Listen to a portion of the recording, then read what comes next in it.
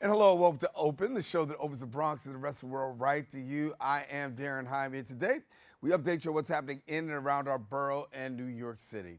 Coming up, we'll explore an impactful program turning school closures into opportunities for youth growth and development with a renewed mission to inspire the next generation.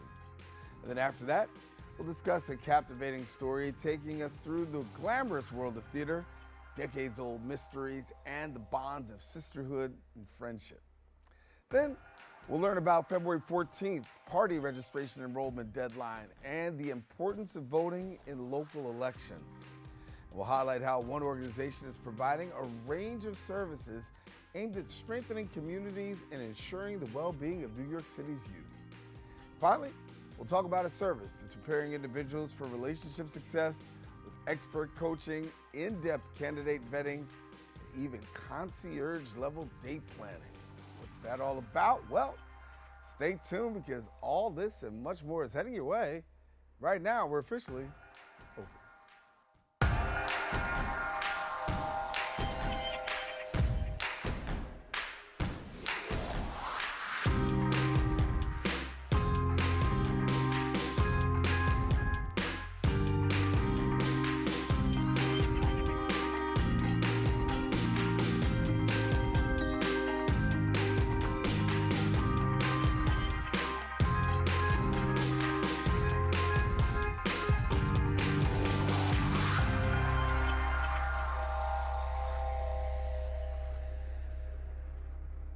And hello, everyone. I am Daren Jaime. You're now watching Open, a live program that brings the Bronx and New York City straight to you.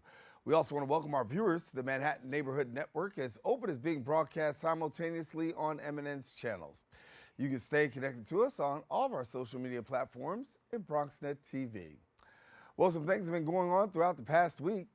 We'll take you through it with our Bronx updates.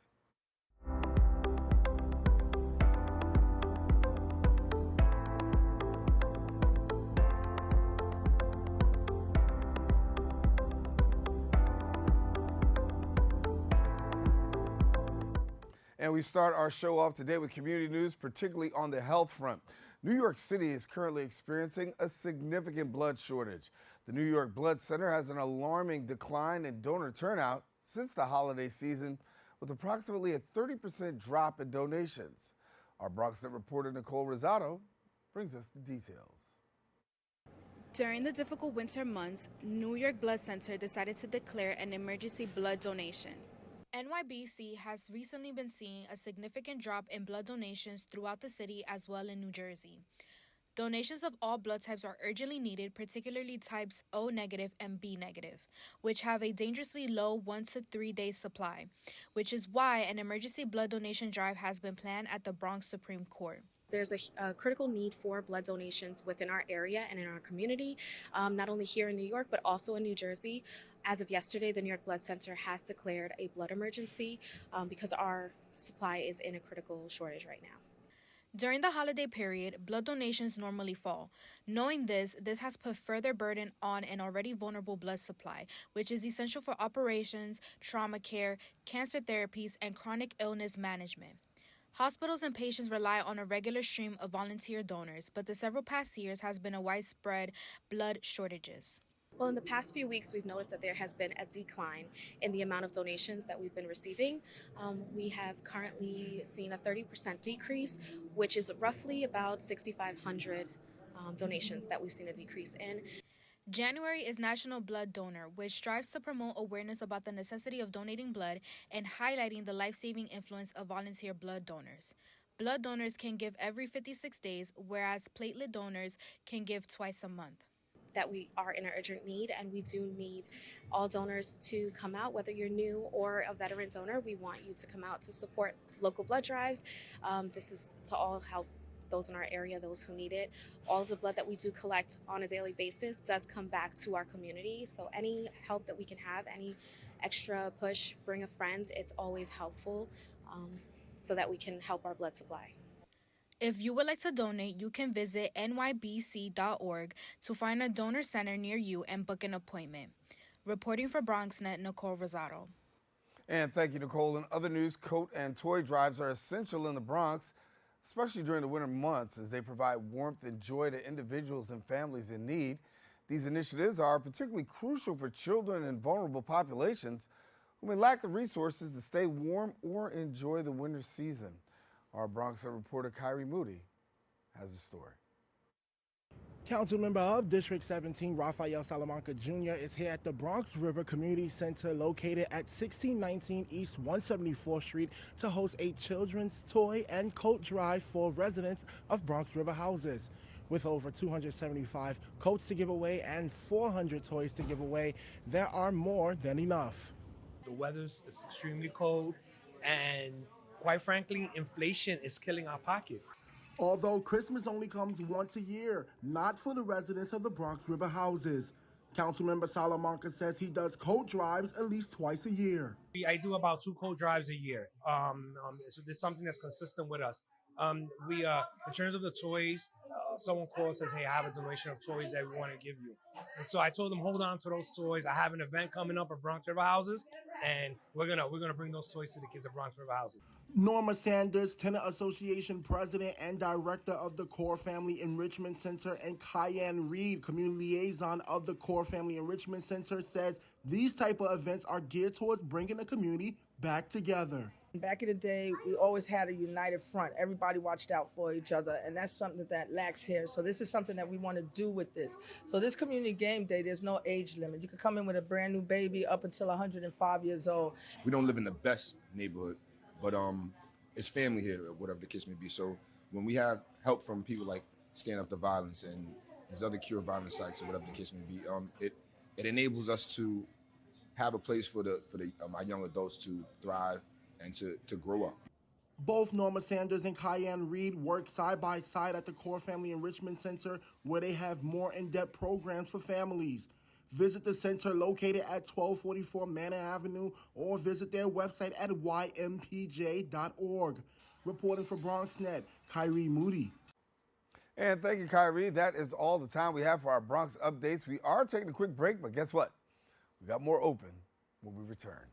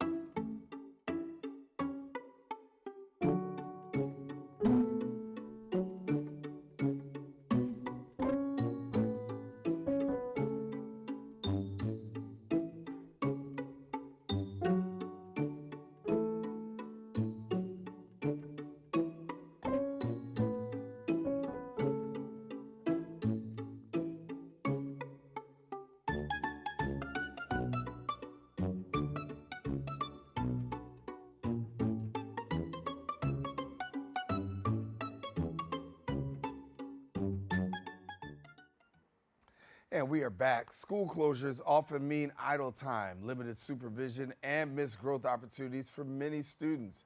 However, one program is working to change that by transforming days off into days of creativity, learning, and inspiration.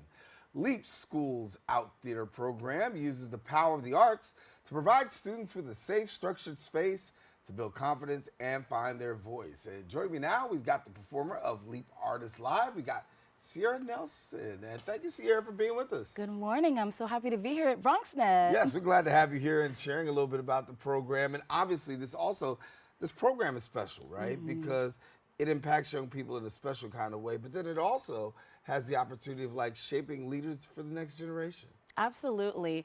Leap Artists Live is a award-winning musical theater and arts and education program supported by Leap. And since 2019, we have been traveling to schools in all of the boroughs and performing these beautiful musical theater pieces written by Miss Kathy D. Harrison, our playwright and director and composer and choreographer and all the things. And these stories are intentionally the untold stories of underrepresented voices that tend to be marginalized, tend to come from the BIPOC community, tend to come from women, tend to come from queer folk. And she creates a situation where these children feel represented in the musical theater that she creates, and they learn crazy amounts of history through the art that she creates and that Leap and Leap Artists Live bring to them where they're already at. So it's a beautiful program. So the impact that's felt by students in participating in such in a program such as this, from your perspective, what's that impact like? Oh, it's amazing. Because when I first started, I was also a little worried about how well they would take it. History tends to be difficult to teach to children without them kind of feeling like they're being lectured, and they sometimes tend to get bored. And what Leap Artists Live and Leap as a program have done is created pieces that focus on the youth of history and remind the youth of today that not only do they have a voice, but their voice is powerful and they can affect change as soon as they make the choice to do so. Yeah, we talk about affecting change. We talk about social justice, right? Because you got some of those themes that are really incorporated in there. Talk about that and really how students are actually exposed to this and really takes them and propels them further. One of our flagship pieces is called The Movement, and it is about the Children's Crusade of 1963, which was a children-led, adult coached, but children-led protest in which children recognized that Dr. Martin Luther King Jr. had been put in jail, and they realized that the civil rights movement that had a lot of momentum was slowing down because he was not free to roam about. And they decided, well, we don't necessarily need to wait for the adults to affect change. We can do this on our own. And I swear it's like magic. Every time we perform this piece, it's a shorter version of the piece. The original piece is 2 hours long, but we go into schools and we perform a 45-minute version of the piece with about a 10-minute talk back to see what they learned. And every time we perform this piece, every single time, when the kids hear how old some of these kids were, that that the youngest kid arrested that day was like less than 5 years old, that there were 17-year-olds and 16-year-olds and 12-year-olds, so many kids being able to affect change in Birmingham, Alabama on a huge scale. It's like a light switch goes off in their brains and they realize that could be me.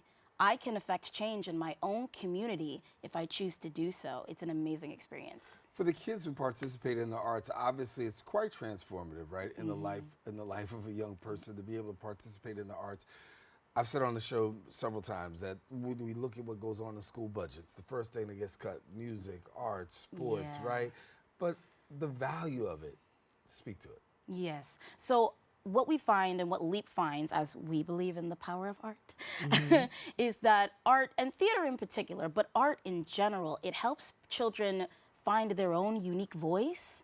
It helps foster a sense of leadership in their communities, and what I find to be the most important, it helps them think critically about the world around them and not just accept everything, and not only ask the question why, but how. Right. And we find that theater, even small things like trying to figure out what was my character's motivation, and in our situation, it's not just a character. I am often playing a real person. I might be playing Ruby Bridges. I might be playing Gwendolyn Webb, one of the children who participated in the Children's Crusade in 1963. And you start to think about how did they get from point A of, I'm a regular high schooler, to, no, I'm actually an activist, and I don't have to wait to be an adult to be an activist. So it truly helps engage them. It really engages them in a way that I find that sitting in a classroom occasionally just doesn't reach. But art, not only do they feel like they have their own voice, they think about the voices that came before them, and they're more willing to start listening. Right. Earlier you talked about a performance that could go from 2 hours long to really 45 minutes if you go into a school. Yeah. What's it like? Give me an idea as to the rehearsal and getting ready behind the scenes, because there's a lot of work that goes on. But these young people are committed. They are. So Miss Kathy D. Harrison, who wrote all of these plays, she has her 2-hour version that is used for things like the New York Theater Festival, and they're much more open community. She's great at truncating the version to the most important points, and her writing style tends to focus on repetition of things we need to remember. So when we want them to remember certain dates and certain areas and certain times and certain names, she will intentionally have the song repeat 1963 or Birmingham, Alabama over and over and over again. And by the end of the show, we ask them those questions. So where were we? What were we doing? What was her name? Why did she make this decision? Or why did he make this decision? And they can immediately recall it. And the rehearsal process tends to be hit the ground running.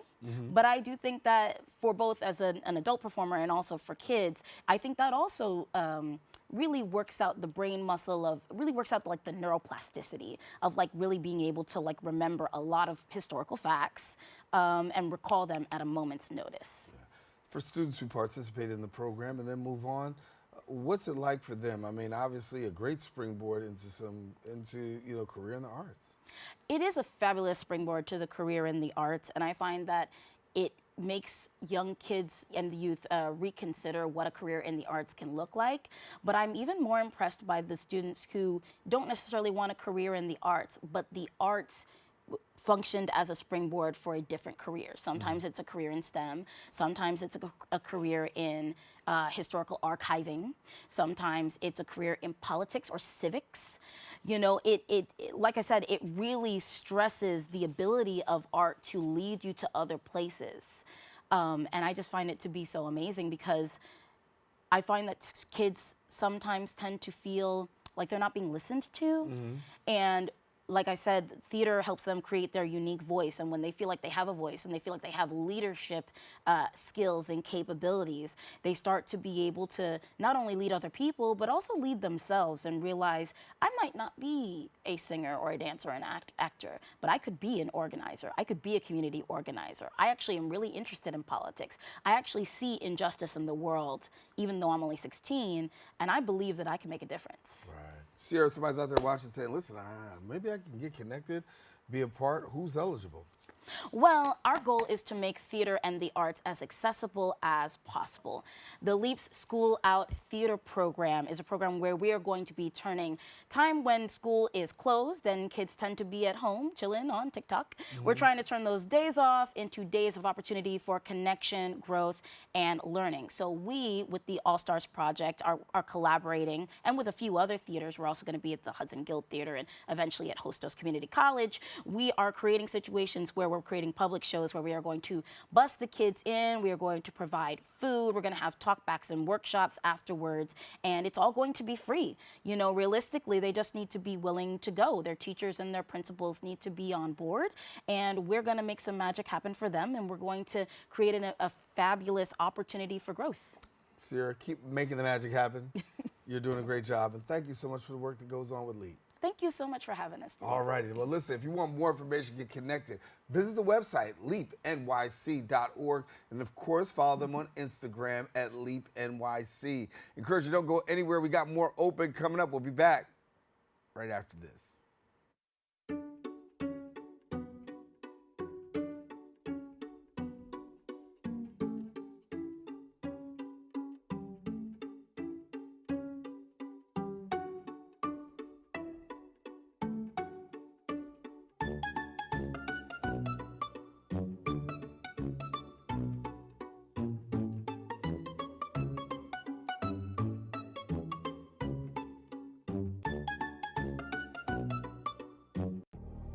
Talk to me if you're feeling sad.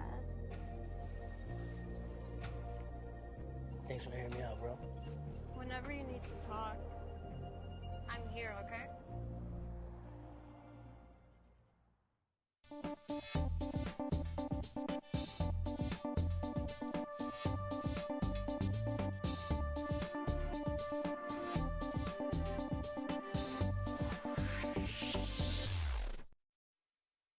We're gonna start the show right now. This is my favorite part.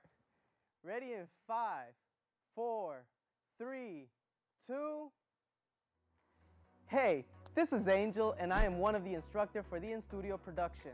Here at BronxNet, we offer classes that can help you elevate, expand, and start your television career. All you have to do is sign up at bronxnet.org/education. For the past 7 years, I have been in various productions, spanning from talk shows, independent films, news reports, art displays, teachings, musical performances, and many more. Ain't that right, Angel? Yeah, you're absolutely right, Angel. There are a lot of creative individuals that we're just waiting to sign up for the class. And if I may, can I also express Thank you, Angel. That's all the time we have left. Visit bronxnet.org/education and become a producer by taking the course. The class I offer is also in English, en español y también bilingüe. Nos vemos en la próxima clase. And welcome back. For decades, the Rehearsal Club has been a place where young women change their Broadway dreams. It's a boarding house filled with ambition, talent, and as it turns out, secrets. Our next guest wrote a book weaving the past and present, following a 12-year-old as she uncovers a mystery lingering since 1954. Here now is the author of the Rehearsal Club. We've got Kate Fodor with us. And Kate, thank you so much for being with us. Hi, thank you for having me. Thank you. Glad to have you. And so when we talk about your Rehearsal Club, talk to me about the origins. Was it based on, real? Was it how did it come about? The book. So the Rehearsal Club has this really complicated history. So it opened in 1914, 1917, something like that, long time ago. And then it closed and moved and stayed open till the 1970s, and then sadly closed again. And then more recently, there's been a sort of modern incarnation that's more like apartments with mentorship and that sort of thing. So I knew somebody who was involved in putting together the sort of more recent incarnation of the Rehearsal Club. And that got me interested in the whole background story. And I had a good friend who, this is my first book, but I had a good friend, Lori Petro, who's my co-author, who was a novelist, is a novelist. And we just started talking about what an amazing atmosphere the Rehearsal Club would be for a book for young people, because it's full of all these, ambitious young women who want to make their way in the theater. And so we started thinking about a book sort of set in the 1950s in the Rehearsal Club, and then realized that the issue was that in the 1950s, all of the young women, from what we could tell from our research, who lived in the Rehearsal Club were pretty similar, sort of ethnically, in terms of income bracket, and we obviously wanted to write a more modern book with more different kinds of people in it. So we hit on the idea of writing a modern mystery where Pal, our main character, Paloma, who's 12, and her friends discover a mystery about the Rehearsal Club in the 1950s, so that the book can be set in a contemporary setting, so that we can have the great diversity and hustle and bustle of modern New York City, but we sort of play with the history of the club as well. Yeah. Give me a little bit about the real boarding house, because when we talk about this, a real boarding house for actresses, talk about the Rehearsal Club. So what more can you tell us about this boarding house? Well, it's had all these different incarnations. So when it first opened, to me, it's just this incredible place, because it was just a big brownstone where young women could come if they were new to the city. Some of them were 17, 18 years old, and they wanted to make it in the theater. At that point, it was actresses, really. The modern Rehearsal Club is really cool because it also invites women who want to be directors and choreographers and, things like that, writers. But back then it was for actresses. But I think the reason that I find it so compelling other than just the fact that it's really fun to think about all these young women sort of, living in this big house together, and getting up to hijinks, is that, if you think about 1917, it wasn't really a time where a lot of resources were being put towards helping young women who didn't necessarily want to be wives and mothers, at least not right away, to follow their dreams, right? Like that wasn't a big societal focus. How do we encourage young women to do what they want to do in this world? And so just the existence of this place is so amazing to me, that resources, and love and care and money and time were put into supporting these young women in this way. And then of course, it evolved in various ways. And again, like now it exists on a smaller scale in some sense, in that it's at the moment serves fewer young women, but on a larger scale in another sense, in that we are now acknowledging that the young women who might need the mentorship and support and a safe, cheap place to live and all of that sort of stuff might not just want to be actresses. They might want to be directors. They might want to be writers. And so our sense of what these young women's dreams might be is expanding, which I think is great. One of the things that I've uncovered is that, the book is recommended for fans who are of Hamilton or pretty much drama. So give me, before we go, how does this correlate in this space? So I say that one more time. So when we talk about the book, it's recommended for fans who like Hamilton and then also drama. So I was saying, how do you feel the book correlates within the space? Within the space of the Rehearsal Club? Yeah. Itself? Well, these are all young women, and in the modern story, not just girls, but who are, dreaming big about working in the theater. And so I think our sense that, there is actually a scene in the modern part where all of the young women who live in the Rehearsal Club have a big Hamilton sing-along, So I think it's really just, it's about the idea that if you are a young person, the book, we want everyone to read the book, but it's specifically sort of for 9 to 12-year-olds. And if you are a person of that age whose heart is moved by Hamilton, by going to see a Broadway show, by being in your school show, all of those theater kid things, that you'll find that, or if you're a parent of one of those kids, that you'll find that spirit of love for the theater in the book. Yeah. Well, Kate, where can people find the book? Let's tell them that. You can find the book everywhere now. Here, I'm going to show it to you. I don't know if there it is. It's the Rehearsal Club. It's a beautiful cover. And the book is everywhere. As of yesterday, it's in bookstores. It's on all the internet sites for books, bookshop.org, all of those places. Well, congratulations. I want to thank you for being with us, and great work with the Rehearsal Club. And we got Kate Fodor here with us. Thank you so much for being with us. Thanks for having me. All righty. We encourage our viewers. Now, listen, don't go anywhere. We got more open coming up. Talking about voting right after this.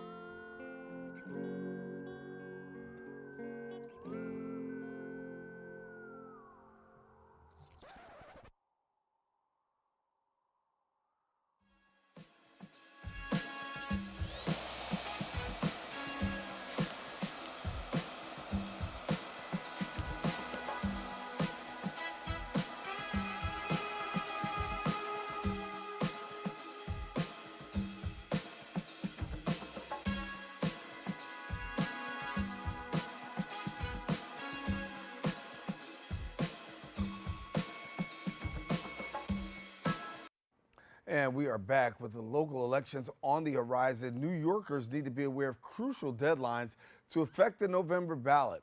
The forthcoming mayoral elections, city council races, and other essential positions will play a vital role in shaping the city's future. Residents need to ensure their party registration is updated by February 14th to vote in the June primaries. Join me now. We've got the chair of the Speakers Bureau at the League of Women Voters of the City of New York, Diane Burrows. And Diane, good to have you. Good to be here. Thank you so much. Let me just give you the sentiment of some people, right? Some people are just worn out after November. I mean, this is real. Like November, we just had the inauguration. It's like, oh my God. But we got to be ready. Got to be ready. February's coming around the corner, and it's really important. Yes. So February 14th, as you said, the deadline for anybody who is already registered to vote to update their party affiliation. In other words, in New York, we are a closed primary state. So the only way you can use your voice and vote in the primary is to be a party member. And by that I mean a political party that holds a primary, so the two major political parties. So for people who are not a party member, they can't vote in the primary, which means they don't get to use their voice until November.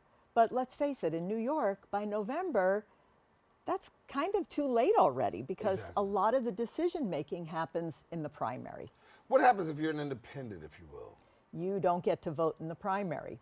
So if you're an independent, or as they say in the Board of Elections, a blank, because you're not in a party, think about it, because think about which political party represents your views, your values, your issues the closest, and then select that party, change your designation by redoing your voter registration form, and be able to vote in the primary. Because if you don't, then, as I say, your voice is not heard. So even for people who say, I don't really like political parties, I don't feel strongly about a political party, pick one that aligns with you the closest you can and vote. No matter what political party a person is on, there's a lot at stake. When we talk about what's going on right now and we look at what's happening in America, a lot of people didn't recognize the amount of things that are at stake by virtue of a presidential election. So let's localize it. What things are at stake right here locally that people need to be paying attention to? Right. So in this local election, we are going to be electing our mayor, comptroller. All 51 city council positions are up. So this is crucial. And when you think about voting local impacts your day-to-day life. It impacts, how snow removal happens. It impacts schools and housing to a certain degree. Certainly things like living, how we live our lives, where our grocery store is. All of these things are impacted locally. So our voices really matter. And when we talk about the voices matter, obviously getting registered is the most important thing, making sure that you take care of that February 14th deadline.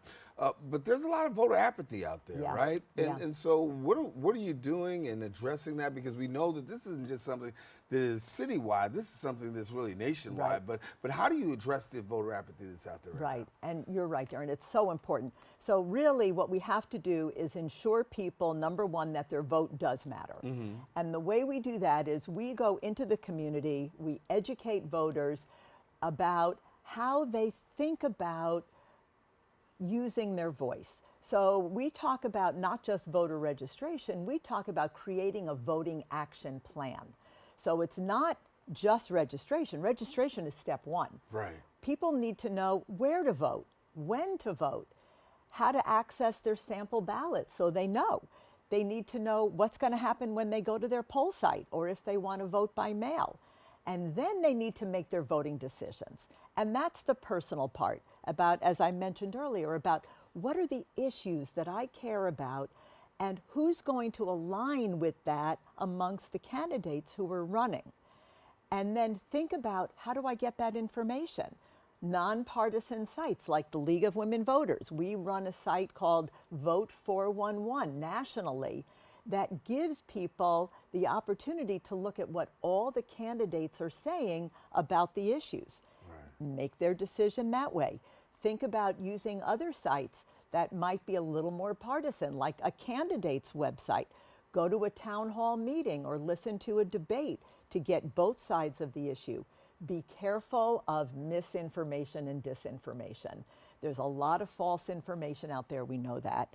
How do we help people understand what's real and what's not? So by teaching people how to educate themselves about their voting rights, about what's at stake, really makes people understand that they matter and their vote matters. How do you counter that argument? Because you got people out there saying, listen, you know what, there's millions of New Yorkers out there. If I don't vote, it's really not going to make a difference. My vote doesn't matter. How do you counter that argument? So and that's a tough one. It's Right. a tough one because people, it's not just apathy, it's people feel like they don't matter, that they don't count. And so what we have to explain to folks is that your voice elevates your community. If you think about it, if I don't vote and the members of my community don't vote, but members of another community do vote, who's that elected official going to listen to? They listen to the people who vote. They listen to the people who use their voices because they want to get reelected. So if I vote, then I'm saying to my elected official, I care enough to pay attention to what you're doing as you represent me. Important. I got to get here. March coming up. League of Women Voters. Yes. March Tribute Month. I know Yes. people don't want to talk about like, oh, March is Women's Month, February. I'm saying it. February is Black History Month. March is Women's History Month. You got something going on. Yes, we do. On March 25th, we are having our tribute event, and we are so excited because we have Shana Taub, the creator, writer, and star Tony winner of the musical Suffs. She's going to be our special guest, and she's going to be in conversation with us at that event. We're also going to be honoring the civic engagement of several Bronx organizations, including Delta Sigma Theta Sorority, for their work that they've been doing, and also Amalgamated Bank. Citizens Travelers are also one of our big sponsors, Travelers Insurance. And we really want folks to be able to come and celebrate with us on March 25th. And there's more information on our website, lwvnyc.org. Diane, we got to bring you back. Thank you so much for being with us. Thank you. Thank Great you work. so much. Great work that you're doing. Thank you. All right, as Diane mentioned, you can get more information. Go ahead and visit the website, lwvnyc.org. And guess what? You can get all the information about what's happening in March, and then also making sure you're squared away to get out to vote, because voting is a right, a privilege, and a lot of people died so that we could have that opportunity. All right, don't go anywhere. We got more open coming up. We'll be right back right after this.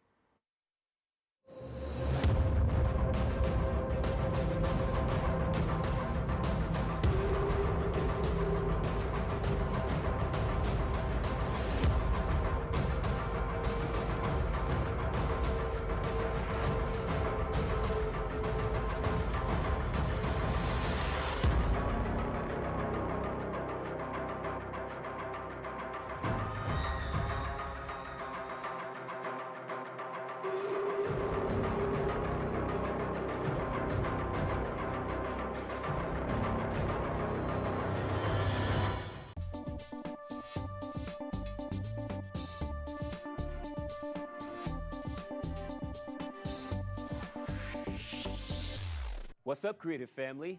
Discover your voice with BronxNet community media classes. Are you ready to bring your ideas to life? At BronxNet, we offer television production classes for community members ages 18 and over, empowering you to share your vision with the world. Get certified in field production, in-studio production, and our new exciting addition, podcast production. Once certified, you can create your own show to air on one of our 6 TV channels. It all starts with our free Unleash Your Ideas Masterclass, designed to help you plan your show idea and set you up for success on your production journey. This class is offered at the beginning of each month for your convenience. Our dedicated BronxNet team is here to support, encourage, and uplift you every step of the way. Join us and become a part of the creative force that engages and inspires the Bronx community and beyond. Sign up today and start your media journey with BronxNet. Visit bronxnet.org/education to learn more and register. Let's create something amazing together. And welcome back. New York City is home to thousands of children and families facing immense challenges, from housing insecurity to mental health struggles. But during these difficult times, there is one organization that's dedicated to providing critical support and ensuring that no child is left without the care that they need. Here to discuss more are Good Shepherd Services Senior Vice President Ellen O'Hara and Director of Community and Government Relations, Annie Minguez. And thank you so much for joining us. Thanks for having us. Thank you. And, when we talk about preventative work, obviously there's a great amount of preventative work that Good Shepherd does. But unpack that for us so that way people can become a little bit more familiar with what preventative work is. Absolutely. Preventive services, the goal of preventive services is to keep families together and out of the child welfare system. There are prevention programs throughout all of New York City that are contracted with ACS. And it is on a continuum from family support services to therapeutic services. Good Shepherd has 6 preventive services, 4 in the Bronx. And the 4 that we have in the Bronx all provide counseling services. We provide case management services, and we also provide resources as well as crisis intervention when needed. And again, the goal is for us to work with families to keep everybody together and out of the child welfare system. Can you give me an idea as to what you're seeing these days? I mean, you're the ones with boots on the ground. Are you seeing more and more come through your door, more and more cases that you're having to deal with, or are we seeing a decline? We are seeing more cases coming through. I think the one thing that came out of COVID is the normalization of support and mental health services that people need. So I do think that people are reaching out and asking for support sooner versus later. And we also have started up a new program, which I guess, we will probably talk about later. But we are seeing a lot of families come through our doors with a lot of food insecurity, mental health challenges, immigration, things that are going on right now has been a huge concern for a lot of our families. Yeah. And in tough times like these, the way organizations seem to survive and really do the great work is by the power of collaboration. Give me a little bit about the collaboration efforts that Good Shepherd is engaging in. So we've been working and really elevating parent voice. That has been a really big work that we've been doing this year, last year and this year, really focused around how we as part of a larger child welfare system can really elevate the voices of families and center them. Families want more prevention work to be done. They don't want children to be removed. This is one of the reasons why Good Shepherd Services authored an article talking about the CARES model, which the Administration for Children's Services has implemented. And we support, it's research-based. It's basically recognizing that not all cases reported into the state registry is a case where a child is in imminent danger and require child removal. This really allows ACS to support the families and the children in their home. And it's preventive work. And that's the work that we have been doing in communities for years. And we see that we're able to build trust in communities. We're able to work across agencies to really dive into what is our role in ensuring that we can keep families together and support them with whatever needs they have. So moving away from focused on like the removal, but really like what are the supports and how do we surround families with those supports? Yeah. When we talk about Black and Latino families and we talk about the child welfare system, we know that there are gross inequities that exist. And I mean, everybody will testify that there's still issues that need to be resolved, longstanding issues that need to be resolved. But as an organization, what are you doing, if you will, to really, address this, given the fact that we know that it's very prevalent? Sure, I can start and then maybe Ellen can kind of like continue. You know, Good Shepherd Services has been on a journey, anti-racism journey for the last 6 years. And part of that work is looking at like who are the families that are impacted? How are we a part of the larger system? How do we center family voices? How do we leverage our power as agencies to push back on possibly some policies that are really impacting families? Again, why as an agency, we've come out and said to ACS, thank you for looking at other ways that we can support families. We have been working very closely with JMAC Families. This is an organization that's founded by parents of lived experience with the foster care system and have been really engaging around how we as agencies in the community can really support the work that families need to see us doing in the community. We do really good work, and yet still we're finding that we could be doing more to support families and to ensure that when they are touched by the child welfare system, that they feel that they have the rights, that they know what their rights are, and that they are most supported in the community. Ellen? Yeah, keep going, Ellen. I'm sorry, I don't want to cut you off. That's okay.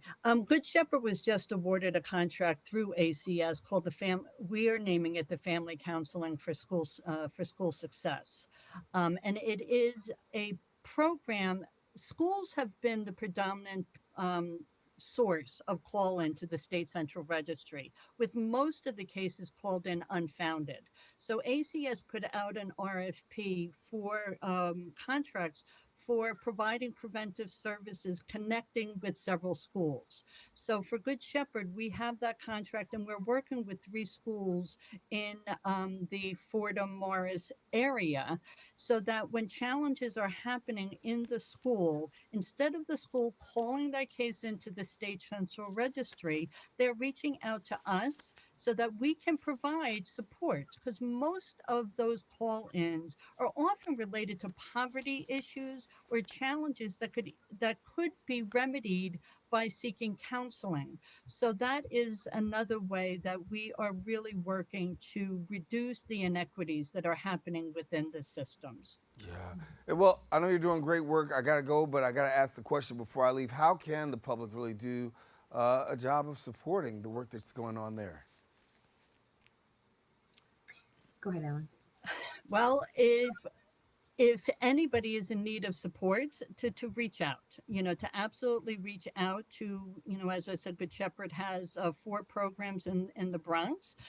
They can call our main office number at 718-924-2511 and just really ask for help if they need help. We are here to help. Yeah. Well, thank you for the work that you're doing, Ellen and Annie. Thank you. Coming to us from Good Shepherd, and we want to thank you for being with us, and we'll talk to you soon. Thanks much. Thank you. Thank you very much. Take care. Well, now, if you want more information, please visit the website at goodshepherds.org. That is goodshepherds with an S.org. All right. Don't go anywhere. We'll be back more open coming up right after this.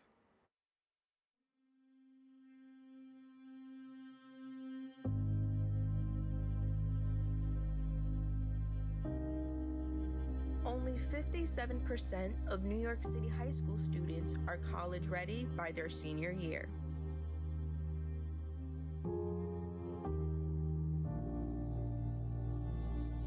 %5 of high school graduates either have no plans to attend college or are uncertain that they will ever attend.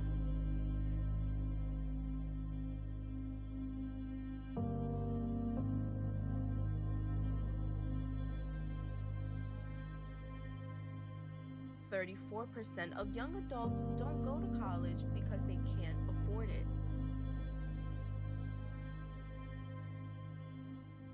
Discover what's possible. BronxNet's education programs, internships, and opportunities help engage and inspire Bronx youth and beyond to pursue their passions. Be a part of the BronxNet family. Whether you're interested in our shows, joining a class, or donating to support our mission, visit BronxNet.org to learn more. 19.7% of Bronxites currently experience food insecurity. Meanwhile, instead of these nice, colorful foods, this is the best food that they have access to. If this sounds like you, there are a bunch of resources to get healthy food for free or cheap. If you want to help, you might consider donating or volunteering in one of these places. Community fridges like this one are all over the city and allow New Yorkers to conveniently donate extra food to people who might need it. Go to this link and find your nearest one. Food banks and pop-up events like these provide millions of healthy meals to families in need. These organizations are distributing meals to Bronxites as we speak and are always accepting donations and volunteers.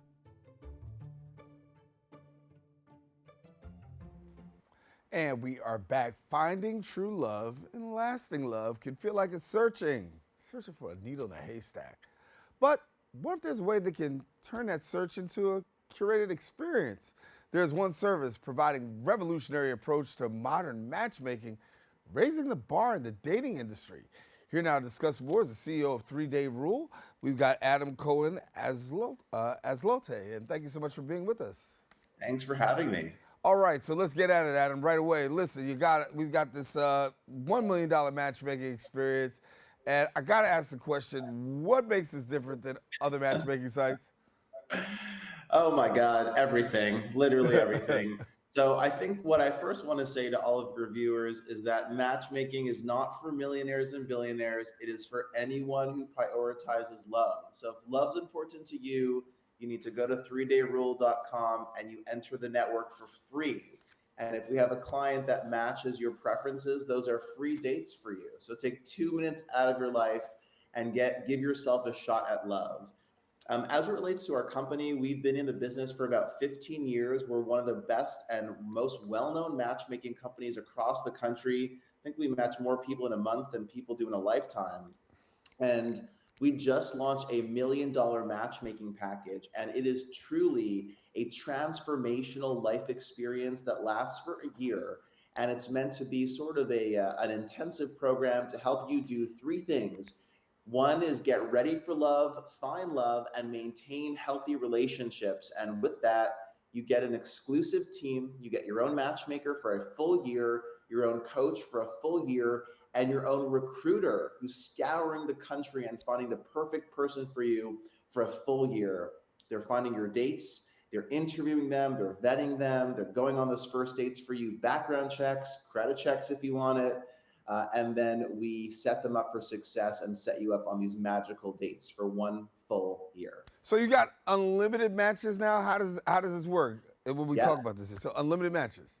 Unlimited matches. So basically what happens is we start you on the process. You are meeting with your coach. They're becoming your best friend. Your matchmaker's becoming your best friend. Matchmaking only works if you let your guard down, if people find out, if your team finds out who you truly are and what you're looking for. Matchmaking overall has a 70 to 80% success rate compared to dating apps, which is about 9%.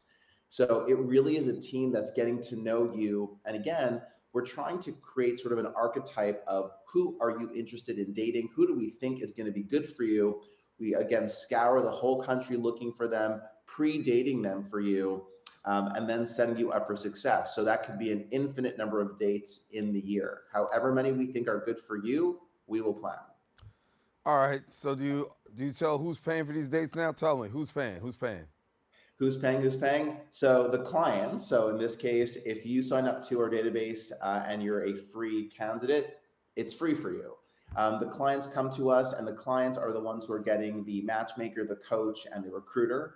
And they're able to have that instant connection. We're coaching them, right? Because people, and again, also good for your viewers to know this, that when singles are coached, they tend to have a 20 to 30% increase in dating success. Dating is a skill that most people don't have. It doesn't matter if you've been on 100 dates, it's a skill. You need to know how to date successfully. And that's what we do here. We teach you the skill of how to date and then set you up on these amazing dates. Who pays? The client pays. In our case. So yeah. usually, What I meant was actually I was really making a joke, because I say if I go out on 2 or 3 dates, and things don't work out, I could be racking up a pretty good bill here. But you do say with the personal recruiter and also the dating coach that hopefully the individual won't have to be scouring for so long. Oh, exactly. I mean, we are doing the hard work, we're doing the heavy lifting, and you're just going on amazing dates. I think the most difficult part of this experience is the client gives us themselves. We want to know that you're high intent, we want to know that you're coachable, and we want to know that you are really longing for a long-term partner, and also dating and relationship skills. So many people think that the hardest part in love and relationships is finding the person. And I will argue the most difficult part is staying in love.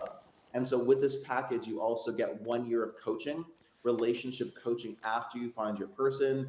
You get an engagement ring as well, because we believe we will find you success at the end of the program. And we'd like you to get engaged on us. And a lot of other fun experiences, such as we allow you to gift matchmaking to a friend or a family member. So you kind of pay it forward for someone else in your life that's important to you. And a lot of other cool details and features that are included in the package. I got to double back real quickly before we get out of here. I want to talk about this thing because vetting is so important, right? Yes. So talk to me about that vetting process. People are, I don't want to be catfished. I don't.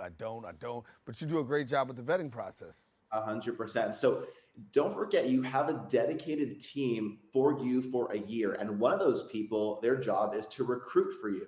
So if you're going to tell me, hey, the kind of person that I like loves horses, loves Formula One, loves sports, we're going to send this recruiter to all of those places where those candidates, those people tend to be. They're going to meet them and pluck them from obscurity. They're going to vet them. They're going to interview them. They get background checks, credit checks, social checks. They meet 3 people from our team, and they go through coaching. So even after all the vetting, if they go through coaching with us and we still don't feel like they're ready for you, we will not make the introduction. It's a highly vetted, highly curated date to set you up for real success when it comes to the relationship department.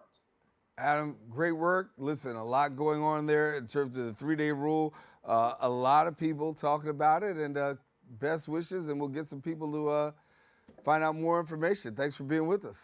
And happy pre-Valentine's Day to all of your viewers, and go check out 3-Day Rule, and even for free, sign up and we'll find you some love. There it is, 3-Day Rule. Listen, if you want more information, visit the website at 3dayrule.com. Thanks to Adam for being with us, and also encourage you to visit them on their social media at 3-Day Rule. Well, coming to the end of our show today, I want to thank all of our guests for joining us and you, the viewer, for tuning in. Now, if you missed any part of today's show, you can catch Recablecast on Optimum Channel 67, Verizon Files Channel 2133, or watch anytime on the web at BronxNet.org. Of course, you can catch a brand new episode of Open with Rena Valentine on Friday. And this wraps up this episode for us. I am Daren Jaime saying, make sure you keep this channel wide open. We say take care, God bless, and we'll see you soon.